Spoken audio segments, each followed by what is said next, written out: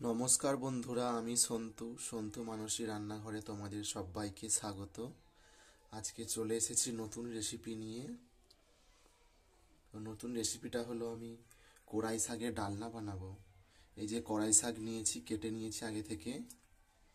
আর এখানে আমি পেঁয়াজ কুচানা, আলু কুচানা, শিম কুচানা, বেগুন কুচানা, আর এখানে মশলা বেটে নিয়েছি, জিরে ও সর্ষে বেটে নিয়েছি। তো এগুলো দিয়েই বানাবো। তো ভিডিওটি শেষ পর্যন্ত অবশ্যই দেখো বন্ধুরা। তো দেখো বন্ধুরা, গ্যাস জ্বেলে দিয়েছি, গ্যাসটা মিডিয়াম আঁচে করে দিয়েছি। এখানে কড়াই তেল দিয়ে দিয়েছি আমি।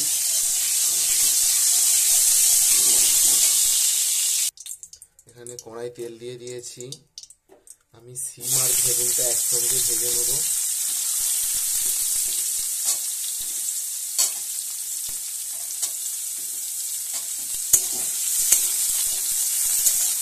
আমি সিম আর বেগুনটা একসঙ্গে ভেজে নিচ্ছি।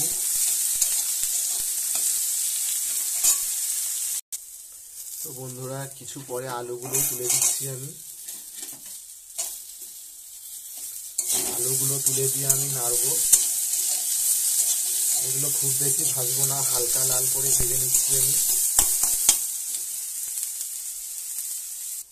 তো বন্ধুরা দেখো, এটা ভাজা হয়ে গেছে। এই যে হালকা ভেজে নিয়েছি লাল করে। এবার এটা আমি কড়া থেকে নামিয়ে নেব। তো দেখো বন্ধুরা, আমি নামিয়ে নিয়েছি, কড়াই তেলও দিয়ে দিয়েছি। এবার আমি এতে শুকনো লঙ্কা, তেজপাতা দিয়ে দিলাম। এতে একটু পাঁচ ফোড়নও দিয়ে দিচ্ছি আমি।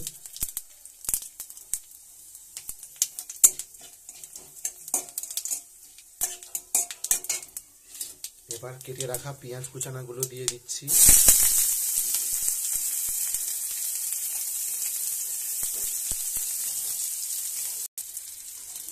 কেটে রাখা পেঁয়াজগুলো দিয়েছি। তো পেঁয়াজগুলো ভালো করে ভেজে নিচ্ছি আমি।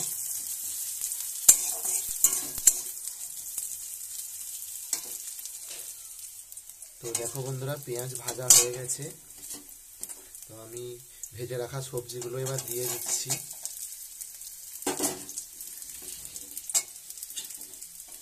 দিয়ে এর সাথে ভালো করে মিশিয়ে নিচ্ছি।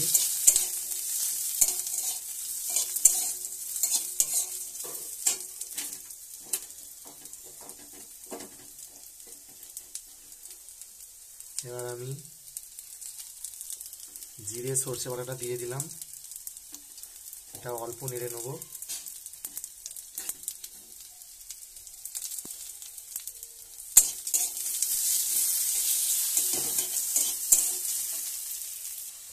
তো দেখো বন্ধুরা, এতে আমি অল্প একটু জল দিয়েছি। বেশিক্ষণ আমি নাড়িনি, কিন্তু এতে অল্প জল দিয়ে এবার নেড়ে নিচ্ছি। দিয়ে এতে আমি শাকগুলো এবার দিয়ে দেবো।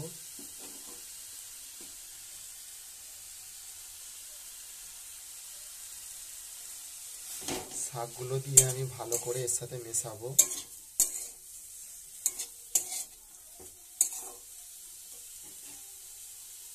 একটু জল দিয়ে দিচ্ছি।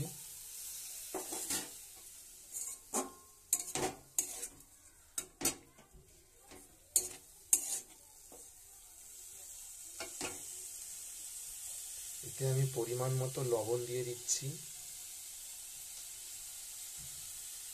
পরিমাণ মতো হলুদ দিয়ে দিচ্ছি। পরিমাণ মতো লঙ্কার গুঁড়ো দিয়ে দিচ্ছি।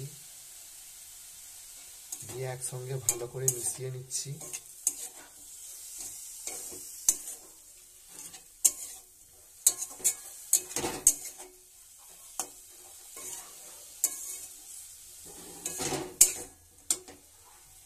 তো বন্ধুরা, এতে আমি জল দিয়ে দিলাম।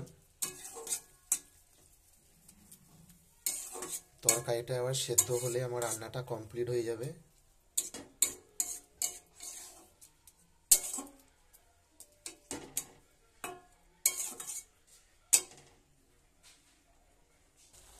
তো দেখো বন্ধুরা, আমার রান্নাটা হয়ে গেছে।